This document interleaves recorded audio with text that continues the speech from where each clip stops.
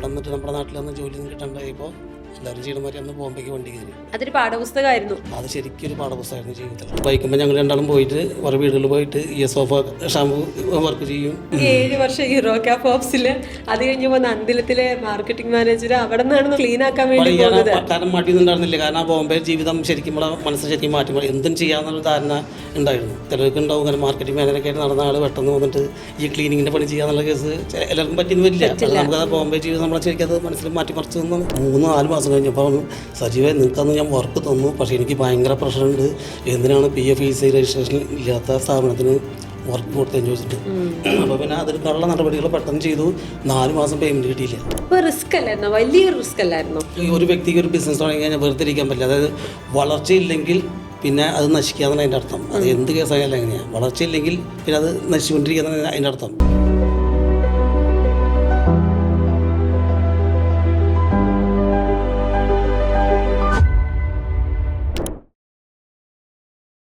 നമസ്കാരം, ഞാൻ അന്ന സൂസൻ. സ്പാർക്കിൻ്റെ സ്പാർക്കുള്ള പുതിയൊരു എപ്പിസോഡിലേക്ക് ഹാർദമായ സ്വാഗതം. സ്പാർക്കിൻ്റെ ഹോട്ട് സീറ്റിൽ ഒരുപാട് വ്യക്തികൾ കഥ പറഞ്ഞിട്ടുണ്ട്. ആ കഥകളെല്ലാം നിങ്ങൾ കൈനീട്ടി സ്വീകരിച്ചിട്ടുമുണ്ട്. അതിൽ ഏറ്റവും സ്പെഷ്യലായിട്ട് അല്ലെങ്കിൽ ഏറ്റവും കൂടുതൽ വ്യൂസ് വന്നിരിക്കുന്ന, ഏറ്റവും കൂടുതൽ ആളുകൾ ഹൃദയത്തിൽ സൂക്ഷിച്ചിരിക്കുന്ന ഇൻ്റർവ്യൂസ് എല്ലാം തന്നെ തൃശ്ശൂർ സ്വദേശികളുടേതാണ്.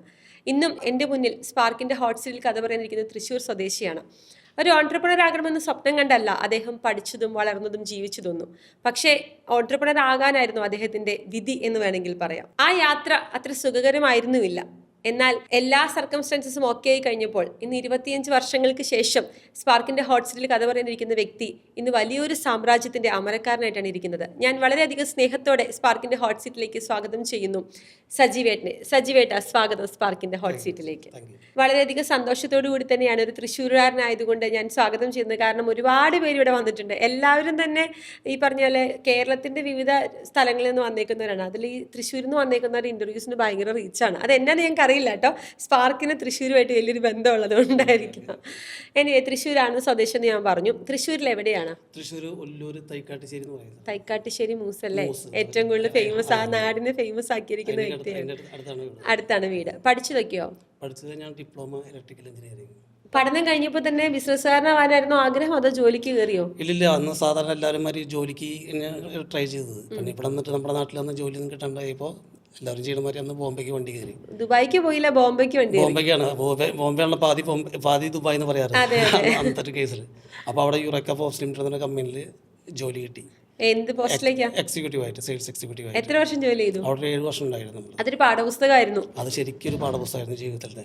എന്തൊക്കെ പഠിച്ചു യൂറോക്ക ഫോപ്സിൽ നിന്ന്? അല്ല, അത് നമുക്ക് ഒരുപാട് കസ്റ്റമേഴ്സിനെ ഫേസ് ചെയ്യാനും നമ്മുടെ മനസ്സിലുള്ള ഒരു കാര്യം കസ്റ്റമേഴ്സിനെ പറഞ്ഞ് മനസ്സിലാക്കാനും കൺവിൻസ് ചെയ്യാനുള്ള കഴിവും കാര്യങ്ങളൊക്കെ ബോംബെയിൽ നിന്ന് കിട്ടി. ഈവൻ കുറച്ച് ലാംഗ്വേജസൊക്കെ അവിടെ നിന്ന് പഠിക്കാൻ പറ്റി. ഹിന്ദിയും ഇംഗ്ലീഷൊക്കെ ആയിട്ട് കുറച്ച് നമുക്ക് ഫ്ലുവൻ്റ് ആകാൻ പറ്റി. നമുക്ക് തന്നെ ഒന്ന് ഫ്ലറിഷ്ഡ് ആവാം. ഒരു കോൺഫിഡൻസ് ഇത് വന്നു. നമുക്ക് വേറെ ജോലിക്ക് ട്രൈ ചെയ്യാനുള്ള കോൺഫിഡൻസ് ഒക്കെ അവിടെ നിന്ന് യൂറോക്ക ഫോപ്സ് കിട്ടി.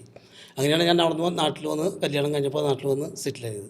നാട്ടിൽ വന്നിട്ട് ഒരു ഇവിടെ കുറേ ഈ മാർക്കറ്റിങ്ങിൻ്റെ എക്സ്പീരിയൻസ് ഉള്ള കാരണം എവിടെയും ജോലി കിട്ടാമെന്നുള്ള ചാൻസ് ഉണ്ടായിരുന്നു. അപ്പോൾ എറണാകുളത്ത് ഒരു കമ്പനിയിൽ ആദ്യം ജോലി ചെയ്തു. പിന്നെ അതിനുശേഷം തൃശ്ശൂർ നന്ദിലത്തിൽ മാർക്കറ്റിംഗ് മാനേജറായിട്ട്. തൃശ്ശൂരുകാരെല്ലാവരും അവസാനം എത്തിപ്പെടുന്ന ഒരു സ്ഥലമാണെന്നല്ലേ നന്ദിലത്ത്. നന്ദിലത്തിലെ ഞങ്ങളുടെ ഒരു ക്യാപ്ഷൻ അങ്ങനെയാണ്, നന്ദിലത്തിലെ സെയിൽസ്മാൻ കോടീശ്വരനാകാൻ സംരംഭം തുടങ്ങിയ കഥ. ആ ഓൺട്രപ്രണറുടെ പേര് ഒരു സജീവൻ എന്ന് തന്നെയാണ്. തിങ്കൾ എന്ന് പറയുന്ന ഫുഡ് പ്രൊഡക്ട്സിന്റെ. അതെ, തിങ്കളാഴ്ച മാത്രമല്ല എല്ലാ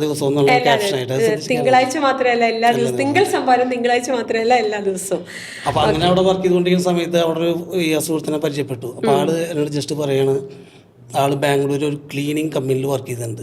അപ്പോൾ അവിടെ ഇങ്ങനെ വീടുകളിലത്തെ സോഫ സെറ്റ്, ഷാമ്പു ക്ലീനിങ്, പിന്നെ കാറിൻ്റെ ഇൻറ്റീരിയർ ക്ലീനിങ്, അങ്ങനത്തെ ക്ലീനിങ് വർക്ക് ഒരു കമ്പനിയിൽ ചെയ്തിരുന്നു പറഞ്ഞു.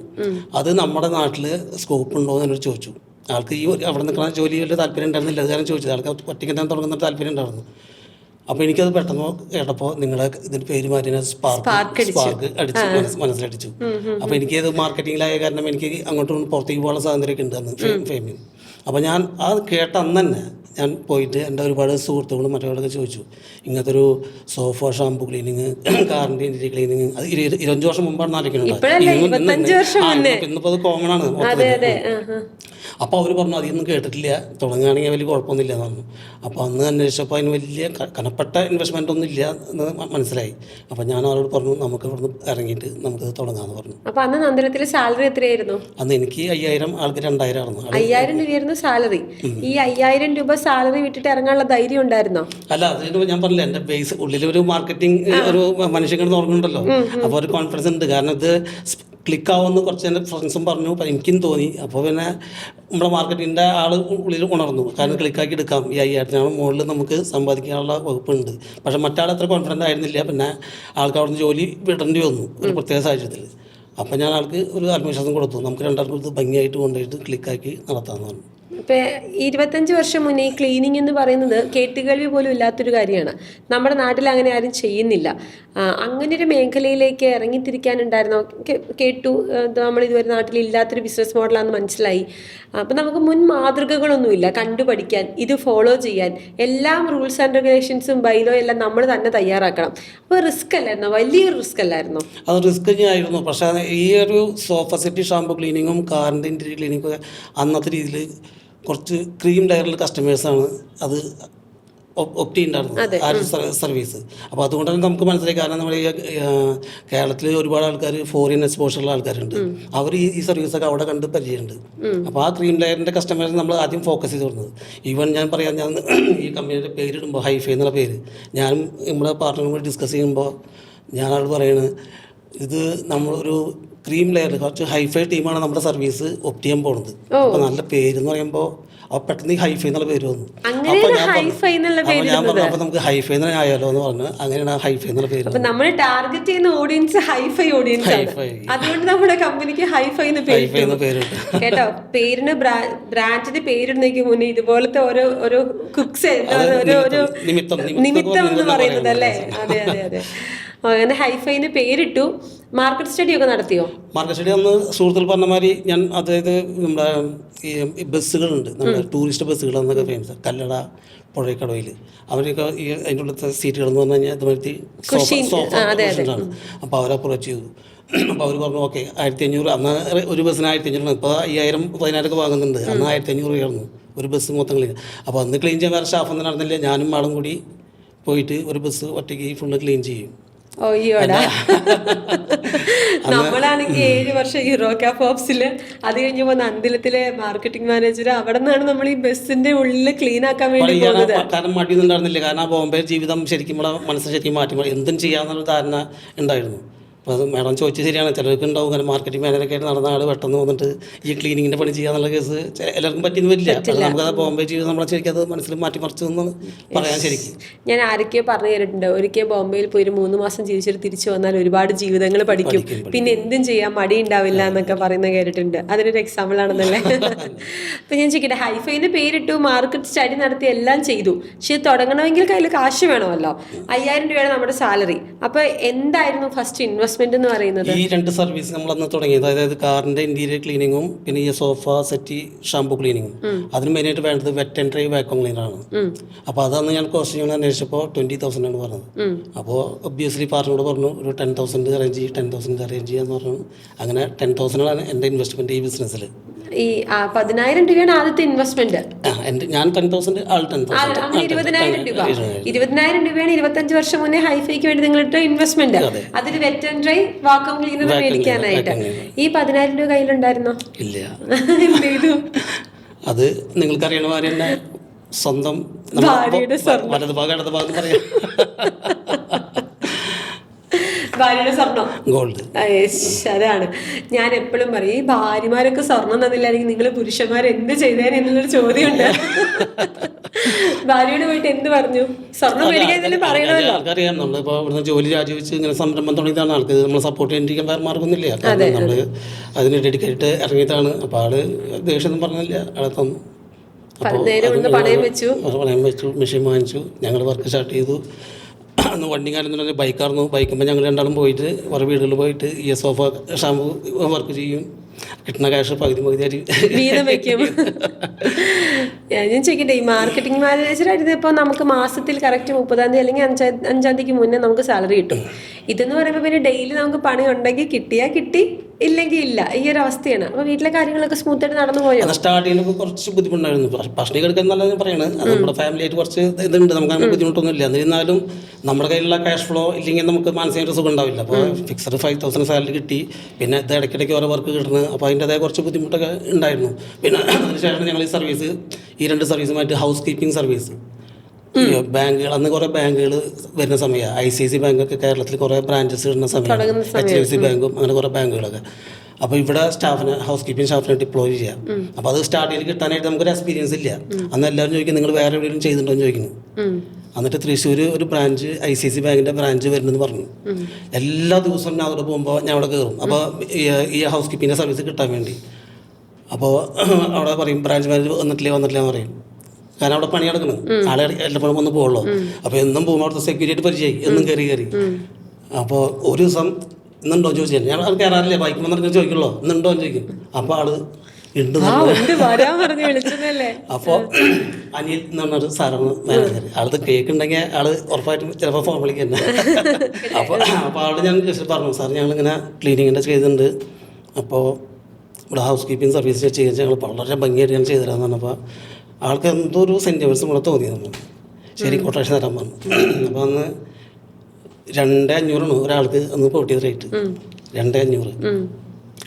അപ്പോൾ ആള് ഹെഡ് ഓഫീസിലേക്ക് അയച്ചു. അപ്പോൾ അവിടുന്ന് എക്സ്പീരിയൻസ് ഇല്ലാത്ത എൻ്റെ കേസ് കൊണ്ട് കുറച്ച് പ്രശ്നം വന്നു. അപ്പോൾ എൻ്റെ പാർട്ണർ ഉണ്ടല്ലോ ബാംഗ്ലൂർ ICICI ബാങ്കിൽ വർക്ക് ചെയ്തിട്ടുണ്ടെന്ന് പറഞ്ഞിട്ട് ഒരു ലെറ്ററൊക്കെ എഴുതി കൊടുത്ത് ആളത് ഓർഡർ നമുക്ക് വാങ്ങിച്ചു തന്നു. പിന്നീട് അറിഞ്ഞത് അപ്പോൾ ഞങ്ങൾ അന്ന് ക്യാഷ് ഭയങ്കര ടൈറ്റാട്ടാ. കാരണം ഈ സ്റ്റാഫിനെ നിർത്തിയ ആൾക്ക് മാസം നമുക്ക് സാലറി കൊടുക്കണം. ഒരു മാസം കഴിയുമ്പോൾ PF ESI രജിസ്ട്രേഷൻ വേണമെന്ന് പറഞ്ഞു. കോർപ്പറേറ്റുകളിലേക്ക് വരുമ്പോൾ അങ്ങനെ നിർബന്ധം പറഞ്ഞു. അപ്പോൾ നമ്മളന്നത് കേട്ടിട്ടില്ല. അപ്പോൾ ആൾ പറഞ്ഞു 3-4 മാസം കഴിഞ്ഞപ്പോൾ പറഞ്ഞു, സജീവേ നിങ്ങൾക്കന്ന് ഞാൻ വർക്ക് തന്നു, പക്ഷേ എനിക്ക് ഭയങ്കര പ്രഷറുണ്ട്, എന്തിനാണ് PF ESI രജിസ്ട്രേഷൻ ഇല്ലാത്ത സ്ഥാപനത്തിന് വർക്ക് കൊടുത്തതെന്ന് ചോദിച്ചിട്ട്. അപ്പോൾ പിന്നെ അതെടുക്കാനുള്ള നടപടികൾ പെട്ടെന്ന് ചെയ്തു. 4 മാസം പേയ്മെൻറ്റ് കിട്ടിയില്ല. അപ്പോൾ അന്നൊക്കെ ശരിക്കും സ്ട്രഗിൾ ചെയ്തു. എന്നിട്ട് PF ESI രജിസ്ട്രേഷൻ കിട്ടിയപ്പോൾ നമ്മൾ കംഫർട്ടബിൾ. പിന്നെ ഇവിടെ നമ്മൾ അടിപൊളി സർവീസ് കൊടുത്ത് നമ്മുടെ സ്റ്റാഫ് ഉണ്ടായിരുന്നു.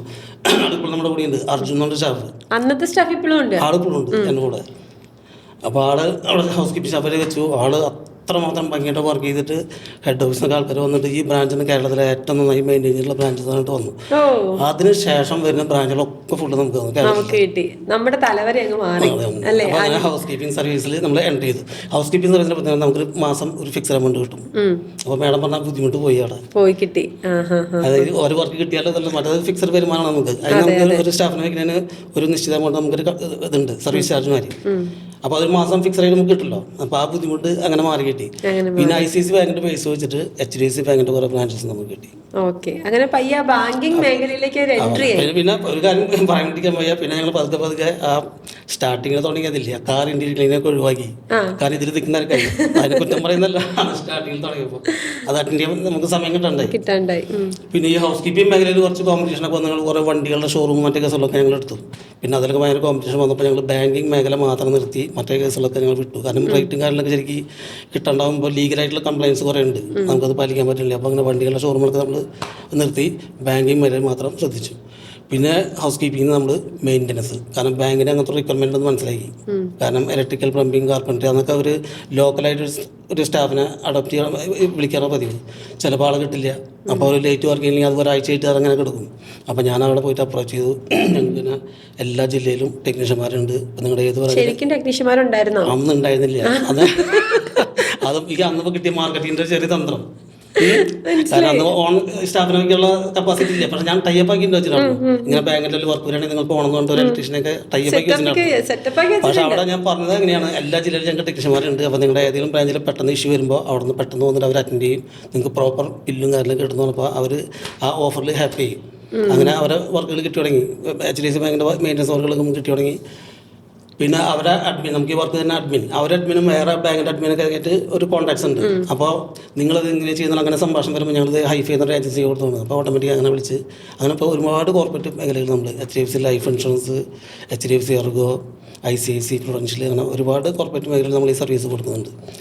അങ്ങനെയാണ് ലൈഫിൽ വലിയൊരു ടേണിംഗ് പോയിന്റ് ആവുന്നത്. അതൊക്കെ ചോദിക്കട്ടെ, ഈ ഭാര്യയുടെ കയ്യിൽ നിന്ന് മേടിച്ച് സ്വർണ്ണം എപ്പോഴത്തേക്ക് തിരിച്ചെടുത്തു കൊടുത്തു?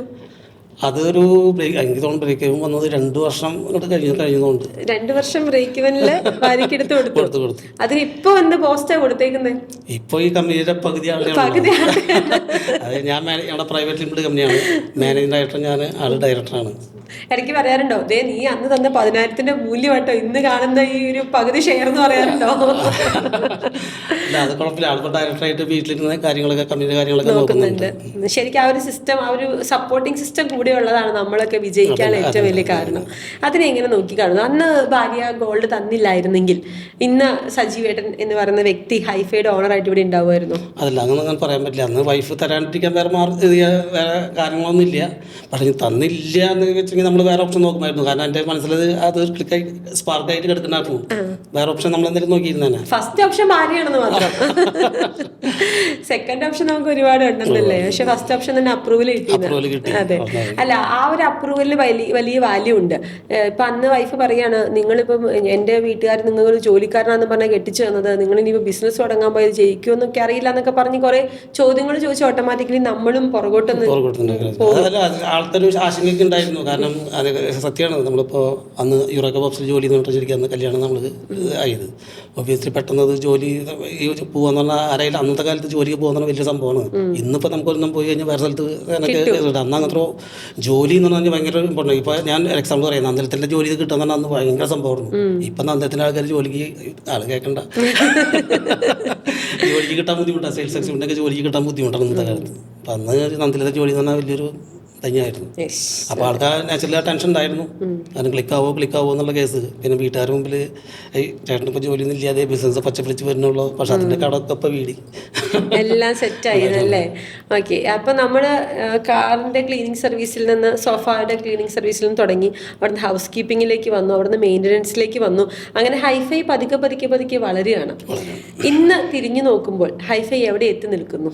അല്ല, നമ്മൾ മേഡം പോലെ 10,000 ഇൻവെസ്റ്റ് ചെയ്തിട്ടിപ്പോൾ ഞാൻ ഞങ്ങളുടെ കമ്പനിക്ക് ഒരു 10 കോടി ടേൺ ഓവർ ഉണ്ട്. 25 വർഷം കൊണ്ട്.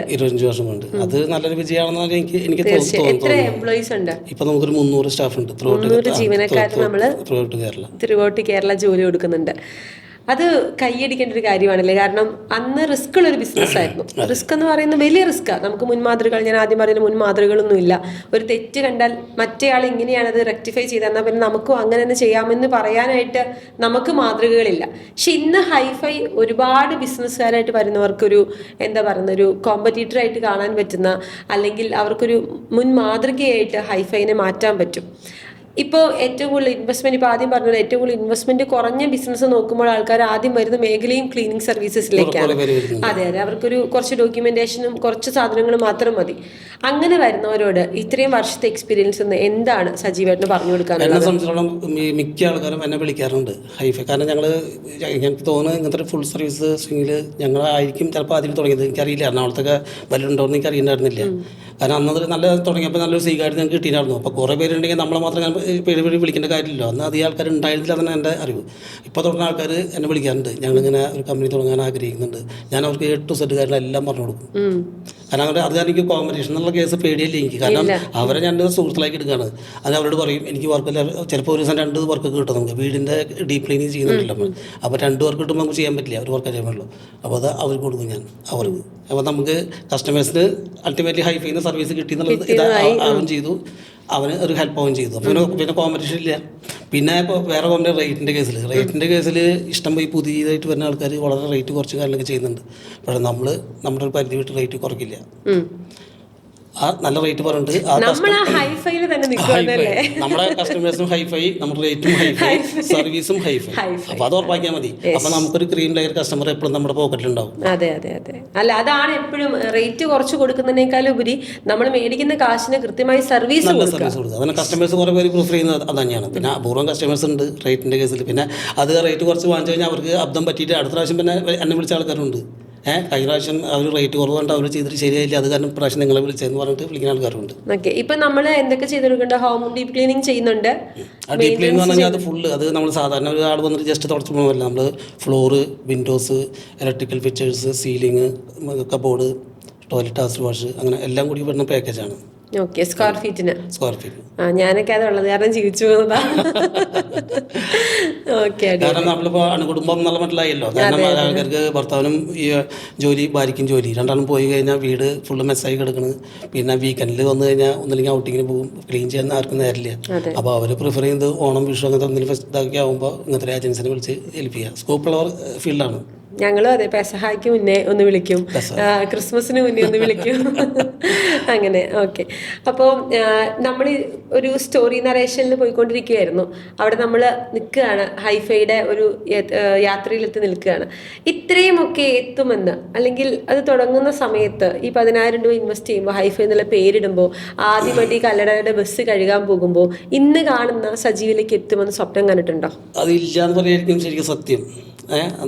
അത് ഒരു കണ്ടിന്യൂസ് ആയിട്ട് വളർച്ചയാണ്. ഒറ്റയടിക്ക് നമ്മൾ എത്തിയ കേസല്ല. അത് കാരണം അങ്ങനെ സ്വപ്നം അങ്ങനെ കണ്ടിട്ടില്ല. പിന്നെ സ്റ്റെപ്പ് ബൈ സ്റ്റെപ്പായിട്ട് വന്നപ്പോൾ അങ്ങനെ സ്കോപ്പ് ഉണ്ട് എന്ന് മനസ്സിൽ തോന്നി. പിന്നെ ഓട്ടോമാറ്റിക്കായിട്ട് ഇപ്പോഴത്തെ സ്റ്റൈലിൽ എത്തി എന്ന് പറയാൻ പറ്റുള്ളൂ. സ്വപ്നമായിട്ട് അങ്ങനെ കണ്ടിട്ടില്ല. തിരിഞ്ഞു നോക്കുമ്പോൾ എന്ത് തോന്നുന്നു? ചാരിതാർത്ഥ്യം. കാരണം ഈ ബാങ്കിൻ്റെയൊക്കെ വർക്ക് സ്റ്റാർട്ടിങ്ങിൽ പഠിക്കാൻ പോകുമ്പോൾ നമുക്കൊരു ഓഫീസൊന്നും ഒന്നും നടന്നില്ലല്ലോ. അപ്പോൾ അവർ പറയും കൊട്ടേഷൻ വേണമെന്ന് പറയും. ബാങ്കിന് അവർക്ക് അപ്രൂവൽ എടുക്കാനായിട്ട് കൊട്ടേഷനൊക്കെ പേപ്പറിൽ എഴുതി കൊടുക്കുന്നു പറയും.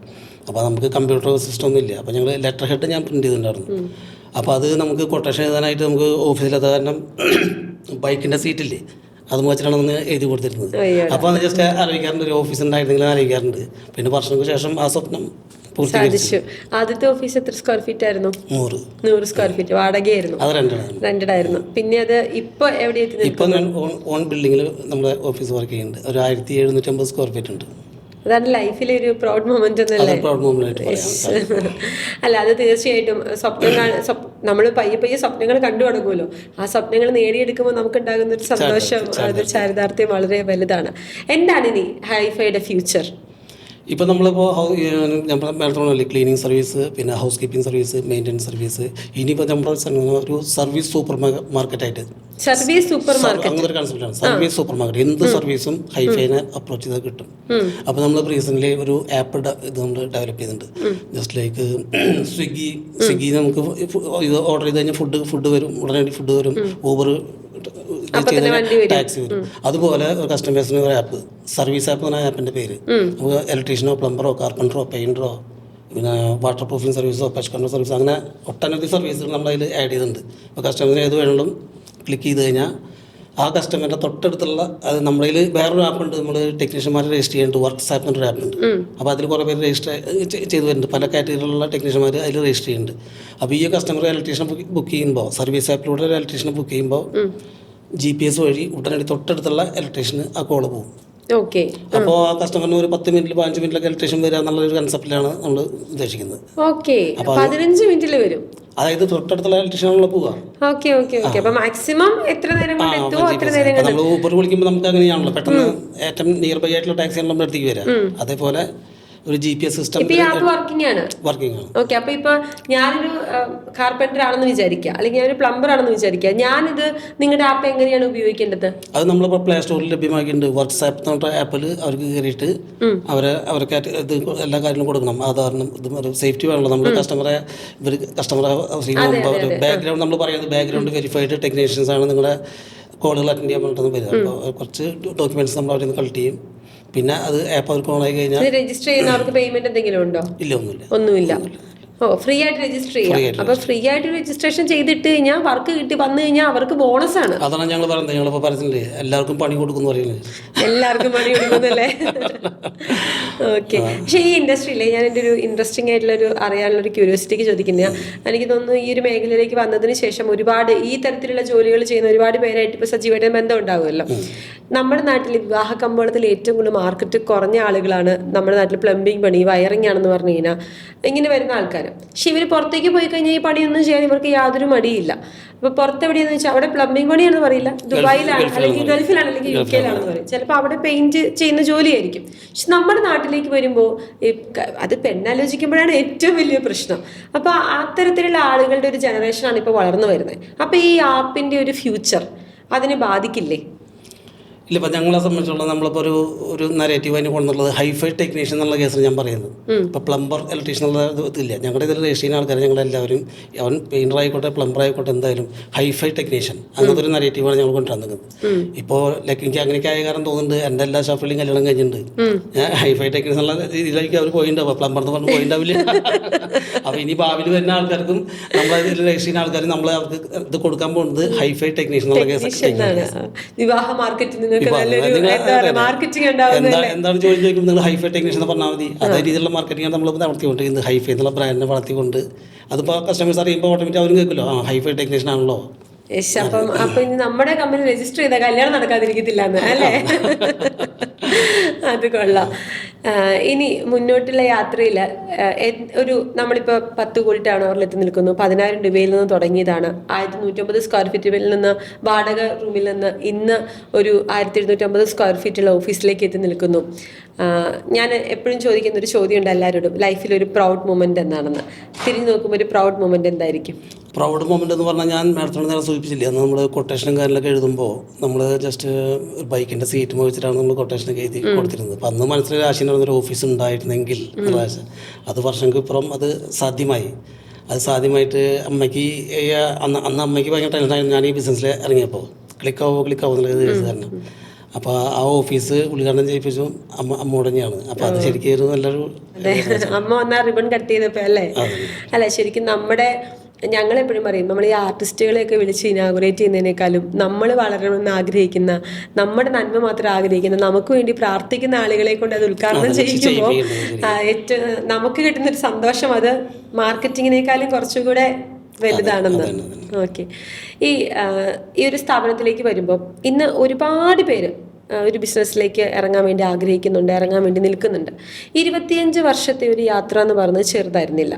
ഒരു ഓൺട്രപ്രണറുടെ അടുത്ത്, ഇതായിക്കോട്ടെ എന്ത് ബിസിനസ്സും ആയിക്കോട്ടെ, ഒരു ഓൺട്രപ്രണറുടെ അടുത്ത് സജീവ് എന്ന് പറഞ്ഞ ഓൺട്രപ്രണർക്ക് എന്താണ് പറഞ്ഞു കൊടുക്കാനുണ്ടാവുക?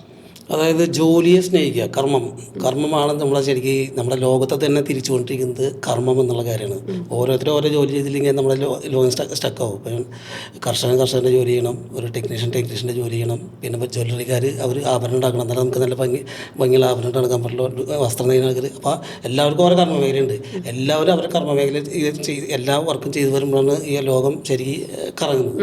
അപ്പോൾ ഏതൊരു വ്യക്തിയും അൾട്ടിമേറ്റ്ലി ചെയ്യുന്നത്, നിങ്ങളതിൽ പറയുന്നത് ഈ ബൈബിളിൽ പറയുന്നില്ലേ, അധ്വാനമാണ് വിശിഷ്ടമായ ആരാധന. ജോലിയെ സ്നേഹിക്കുക, ജോലിയെ പ്രണയിക്കുക.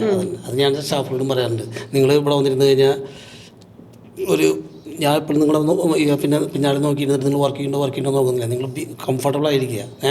ജോലി ചെയ്യുന്നത് നിങ്ങൾ, കാരണം വീട്ടിൽ 8 മണിക്കൂർ നിൽക്കേണ്ട ഏറ്റവും കൂടുതൽ സമയം ചിലവഴിക്കുന്നത് ചിലപ്പോൾ ജോലി സ്ഥലത്തായിരിക്കും ഒരു വ്യക്തി അല്ലേ.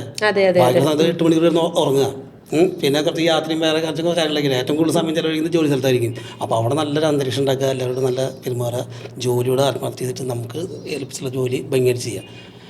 അപ്പോൾ വരുന്ന ആൾക്കാർ പറയാനുള്ളത് സ്വന്തം ജോലിയെ പ്രണയിക്കുക. ഞാൻ എൻ്റെ അടുത്തൊരു ആടൊരു കാര്യം ചോദിക്കും. ഇപ്പം 25 വർഷമായി ബിസിനസ് തുടങ്ങിയിട്ട് ഇപ്പോൾ ഒരു 50+ നിൽക്കുകയാണ്. ഇപ്പോഴത്തെ കുട്ടികളാണ് ഈ ആപ്പ്, അല്ലെങ്കിൽ ഈ പറഞ്ഞതുപോലെ ആപ്പുമായിട്ട് റിലേറ്റ് ചെയ്യുന്ന ഫ്യൂച്ചറിസ്റ്റിക് ആയിട്ടുള്ള ബിസിനസ്സിനെ കുറിച്ച് പ്ലാൻ ചെയ്യുന്നത്. നമ്മൾ ഇത്രയും നാളും ചെയ്തുകൊണ്ടിരുന്ന ഒരു ട്രഡീഷണൽ ബിസിനസ് ആയിരുന്നു. നമ്മളൊരാൾ സർവീസിന് വിളിക്കുന്നു, അവിടെ നമ്മൾ പോകുന്നു, അത് ചെയ്യുന്നു, അതിൻ്റെ പൈസ മേടിക്കുന്നു, എങ്ങനെയാണെന്ന് വെച്ചാൽ അത് അക്കൗണ്ട്സ് സെറ്റിൽ ചെയ്യുന്നു. അവിടെ നിന്ന് നമ്മൾ എൻറ്റയർലി ഡിഫറെൻ്റ് ആയിട്ടുള്ള, ഇത്ര നാൾ നമ്മൾ എന്താ പറയുക, മാർക്കറ്റ് മെക്കാനിസം ആയിരുന്നു. ഇപ്പം നമ്മളത് ക്യാപിറ്റൽ മെക്കാനിസത്തിലേക്ക് പയ്യെ മാറുകയാണ്. അങ്ങനെ ഒരു ത്രെഡ് മാറാനായിട്ടുണ്ടായിരുന്ന ഒരു സ്പാർക്ക് എന്തായിരുന്നു?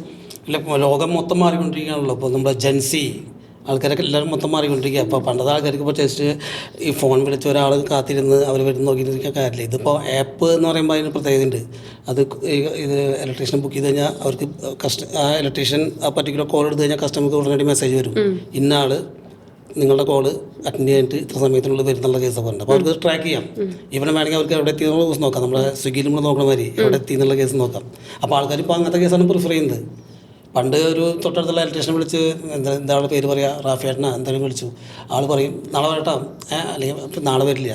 പിന്നെ ആൾ പറയും അയ്യോ ഞാൻ വിട്ടുപോയി മറ്റന്നാൾ വരാം. അങ്ങനത്തെ ഇലക്ട്രീഷ്യന്മാരും പ്ലംബർമാരാണ് ഇപ്പോൾ നമ്മുടെ ട്രഡീഷണൽ ആയിട്ടുള്ളത്. അപ്പോൾ അതിന് വിട്ട് നമ്മൾ ഇങ്ങനത്തെ ഹൈഫൈ അംബ്രല്ലയിൽ ഇങ്ങനത്തെ ആൾക്കാരെ നമ്മൾ ഈ ഒരു ആപ്പിൻ്റെ അണ്ടറിൽ കൊണ്ടുവരുന്നു. ഇത് ആർക്ക് തോന്നിയ തോട്ടാ?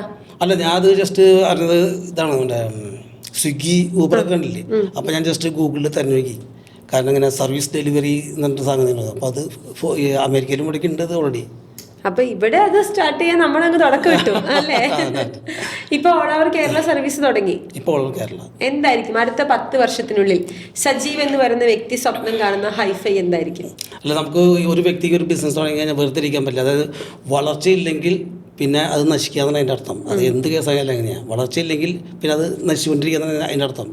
അപ്പോൾ വീണ്ടും ഡെവലപ്പ് ചെയ്യാന്നുള്ളതാണ് നമ്മുടെ പ്ലാൻ. ഇപ്പോൾ ആപ്പിൻ്റെ ഇപ്പോൾ സ്റ്റാർട്ടിങ് സ്റ്റേജാണ്. അത് നല്ല ക്ലിക്കായിട്ട് നമുക്ക് കുറേ ഡൗൺലോഡ്സ്, ഇപ്പോൾ 1000+ ഡൗൺലോഡ്സ് ആയി ഞങ്ങളുടെ ആപ്പിൻ്റെ. അപ്പോൾ അത് കുറേ ക്ലിക്ക് ആവണമെങ്കിൽ ഒരു പാൻ ഇന്ത്യ ബേസിൽ ഈ സർവീസ് നമുക്ക് സ്റ്റാർട്ട് ചെയ്യാം. കാരണം ടെക്നീഷ്യന്മാർ പല ഭാഗങ്ങളിൽ പല ജില്ലയിൽ നിന്ന് ആർക്ക് വേണമെങ്കിലും ഇതിൽ ജോയിൻ ചെയ്യാമല്ലോ. ഈ ആപ്പ് ഈ പ്ലേ സ്റ്റോറിൽ ലഭ്യമാണ്. ആർക്ക് വേണം അവിടെ ടെക്നീഷ്യനായിട്ട് അതിൽ രജിസ്റ്റർ ചെയ്യാം. അപ്പോൾ ഒരു പാൻ ഇന്ത്യ ബിസിനസ്സാണ് അൾട്ടിമേറ്റ്ലി ലക്ഷ്യം കാണുന്നത്. അതുപോലെ തന്നെ ഞാനിപ്പോൾ 300 പേർക്ക് ജോലി കൊടുക്കുന്നുണ്ടെങ്കിൽ ഇപ്പോൾ ഈ 300 പേരും നമ്മൾ സർവീസ് ഇൻഡസ്ട്രിയാണ്. ഈ 300 പേരും ഇന്നൊരു 300 വീട്ടിൽ പോയിരുന്ന് ചിലപ്പോൾ ക്ലീനിങ് സർവീസ് ചെയ്യുന്നുണ്ടാവും, ചിലപ്പോൾ ഈ പറഞ്ഞ പോലെ അവരുടെ ഇലക്ട്രിക്കൽ വർക്ക് ചെയ്യുന്നുണ്ടാവും, പ്ലംബിംഗ് വർക്ക് ചെയ്യുന്നുണ്ടാവും, കുറേ പേര് ഓഫീസിൽ ഇരുന്ന് അതിൻ്റെ അക്കൗണ്ട്സ് നോക്കുന്നുണ്ടാവും. പക്ഷെ ഇത്രയും ഒക്കെ സർവീസ് ഇൻഡസ്ട്രിയിൽ നിന്നിട്ട് പോലും സജീവൻ ഇവിടെ വന്ന് 2 മണിക്കൂറായി ഒരു കോള് ഓവറായിട്ട് ഫോണിൽ സംസാരിച്ച് ഞാൻ കണ്ടിട്ടില്ല. അത് സൈലൻ്റാക്കി അല്ലെങ്കിൽ എപ്പോഴും ഫോൺ വയലൻ്റ് ആണ്. കാരണം പക്ഷെ എന്നാലും ഞാൻ കണ്ടിട്ടുണ്ട് ചില ആൾക്കാർ 3-4 ഫോൺ വെച്ചിട്ട് ഇങ്ങനെയൊക്കെ ആയിരിക്കും സംസാരിക്കുന്നത്. പക്ഷെ സർവീസ് ഇൻഡസ്ട്രിയിലായിട്ടും വളരെ കാം ആൻഡ് ക്വയറ്റ് ആയിട്ട് 2 മണിക്കൂർ ഇരിക്കാൻ സാധിക്കുന്നുണ്ട്. അല്ല, ഞാൻ വർക്ക് ശരിക്കും നമ്മൾ ഡെലിഗേറ്റ് ചെയ്ത് കഴിഞ്ഞാൽ ഒരുമാതിരി പ്രശ്നങ്ങളൊക്കെ തരും. നമ്മൾ അതാത് സ്റ്റാഫിൽ ഓരോ ജില്ലയിൽ നമ്മൾ വർക്ക് പ്രോപ്പറായിട്ട് ഓരോരുത്തർക്ക് ഡെലിഗേറ്റ് ചെയ്ത് കൊടുക്കുകയാണ്. അവിടെ വളരെ അപൂർവമായിട്ട് വല്ല എസ്കലേഷൻ വരികയാണെങ്കിൽ മാത്രമാണ് നമുക്ക് അത് വരിക. ഡെലിഗേഷനാണ് ഒരു ഓൺട്രപ്രണറിൻ്റെ വളർച്ചയിൽ ഏറ്റവും അനിവാര്യത അല്ലേ? പല ബിസിനസ്സുകളും കണ്ടിട്ടുണ്ട് സജീവേട്ട, ഒത്തിരി വളരും പക്ഷേ അടി സ്ട്രോങ് ആയിരിക്കില്ല, എന്നിട്ട് പില്ലേഴ്സ് സ്ട്രോങ് ആയിരിക്കില്ല. ഈ പില്ലേഴ്സ് സ്ട്രോങ് ആകാൻ വേണ്ടി ഹൈഫൈയിൽ എന്തൊക്കെ ചെയ്തിട്ടുണ്ട്? പില്ലേഴ്സ് സ്ട്രോങ് ആകാൻ നമ്മൾ നല്ലൊരു മനസ്സുള്ള ആളായിരിക്കുകയാണ് ഏറ്റവും നല്ല അടിത്തറ ഏതൊരു ബിസിനസ്സിൻ്റെയും. എല്ലാ സ്റ്റാഫുകളോടും നമ്മളെ സ്വന്തം സഹോദരന്മാരെ പോലെ പെരുമാറുക. നമ്മൾ പണ്ടത്തെ രീതി വെച്ചിട്ട് നമ്മൾ സ്ട്രിക്റ്റ് മുതലാളി വരുന്നു ആൾ വരുന്നു പേടിച്ച് വരുന്നനുസരിക്കുന്ന ഒരു സിസ്റ്റം അന്നത്തെ കാലത്ത് നടക്കില്ല. അവരെ സ്നേഹിച്ച് അവരെ കൂടെ നിർത്തുക. അപ്പോൾ അവർക്ക് ഓട്ടോമാറ്റിക് കമ്പനിയോട് ഒരു ആത്മാർത്ഥയും മറ്റു കാര്യങ്ങളും വരും. നമ്മൾ ഭയങ്കര സ്ട്രിക്റ്റ് കാണിച്ചിട്ട് അവരെ നിസ്സാര പ്രശ്നങ്ങൾക്ക് പോലും അവരെ നമ്മൾ പണിഷ്മെൻറ്റ് മറ്റു കാര്യങ്ങളൊക്കെ ചെയ്യണമെങ്കിൽ ഓട്ടോമാറ്റിക് അവർക്ക് നമ്മളെ കാണുമ്പോൾ ഭയഭക്തി ബഹുമാനം കാണിക്കും. അത് കഴിഞ്ഞിട്ട് നമ്മളങ്ങനെ പോകുമ്പോൾ വേറെ എന്തെങ്കിലുമൊക്കെ മനസ്സിൽ ചിന്തിക്കുകയും ചെയ്യും. അവർ നമ്മളെ കുറിച്ച് നല്ലത് പറയണമല്ലോ അല്ലേ? അതൊരു കമ്പനിയുടെ ഏറ്റവും നല്ല വലിയ അടിത്തറ. അവരുടെ പ്രാർത്ഥനയിൽ നമ്മൾ ഉണ്ടാവുക. അപ്പം ഇങ്ങനെയൊക്കെയാണ് കാര്യങ്ങൾ. ഹൈഫൈ വളർന്നുകൊണ്ടിരിക്കുകയാണ്. 25 വർഷങ്ങൾ എന്ന് പറയുന്നത് ചെറിയൊരു, അടുത്ത ജനുവരിക്കാണ് ഞങ്ങൾ സിൽവർ ജൂബിലി ആഘോഷിക്കുകയാണ്. 25 വർഷങ്ങൾ എന്ന് പറയുന്നത് ചെറിയൊരു യാത്രയല്ല, വലിയൊരു യാത്രയാണ്. ഇനി നമ്മൾ ഫ്യൂച്ചർ സ്വപ്നം കാണുന്നതും അതിനേക്കാളും വലിയൊരു യാത്രയാണ്. അപ്പോൾ ഈ ഹോട്ട് സീറ്റിൽ ഒന്നോടെ വരണം. അന്ന് ഈ പറഞ്ഞതുപോലെ നമ്മുടെ 2 ആപ്പും, അതായത് ജോലി കൊടുക്കുന്ന ആപ്പും സർവീസ് കിട്ടുന്ന ആപ്പും, ഇത് രണ്ടും എന്താ പറയുക കേരളം കടന്ന് ഇന്ത്യ മുഴുവൻ വളർന്ന് ഒരു ലക്ഷക്കണക്കിന് ആളുകൾക്ക് ജോലി കൊടുക്കാൻ സാധിക്കുന്ന ഒരു സ്ഥാപനമായിട്ട് മാറിക്കഴിയുമ്പോൾ എൻ്റെ അടുത്ത് ഒന്നോടെ വരണം. അന്ന് ഈ 10 കോടി ടേൺ ഓവർ നമ്മൾ പറഞ്ഞു നിർത്തിയിരിക്കുന്നതിൽ നിന്ന് എത്ര കോടി എത്തിയെന്നും ആ 2 ഗ്യാപ്പിനിടയിലുള്ള യാത്ര എങ്ങനെയായിരുന്നുവെന്നും ഒന്നുകൂടെ ഇവിടെ വന്നിരുന്ന കഥ പറയണം. അതെ. അപ്പോൾ ഇതിൽ നല്ല തുടക്കമാവട്ടെ എന്ന് ഞാൻ ആഗ്രഹിക്കുകയാണ്. ഇനിയുള്ള വളർച്ചയിൽ ഞങ്ങൾ കൂടെ ഉണ്ടാകും. അപ്പം എല്ലാവിധ ആശംസകളും നേർന്നുകൊണ്ട് വൈൻഡപ്പ് ചെയ്യുന്നു. Thank you so much. 10,000 രൂപ ആദ്യത്തെ ഇൻവെസ്റ്റ്മെന്റിൽ നിന്നാണ് സജീവ് എന്ന് പറയുന്ന വ്യക്തി ആ ബിസിനസ് യാത്ര തുടങ്ങുന്നത്. ആദ്യം തന്നെ തൻ്റെ കറങ്ങുന്ന കസേരയിൽ നിന്നും AC ക്യാബിൽ നിന്നും പുറത്തേക്ക് ഇറങ്ങി ബസ് കഴുകാനും കാറ് കഴുകാനും ഒക്കെ ഇറങ്ങി തിരിച്ച അദ്ദേഹത്തിന്റെ മനോഭാവമാണ് ഇന്ന് അദ്ദേഹത്തെ ഈ കസേരയിൽ കൊണ്ടുവന്നിരുത്തിയിരിക്കുന്നത്. 25 വർഷങ്ങൾക്ക് മുന്നേ ഒറ്റയാൾ പോരാട്ടമായി തുടങ്ങി. ഇന്ന് 300 ജീവനക്കാർ. അന്നൊരു ഓഫീസ് മുറി പോലും ഉണ്ടായിരുന്നില്ല.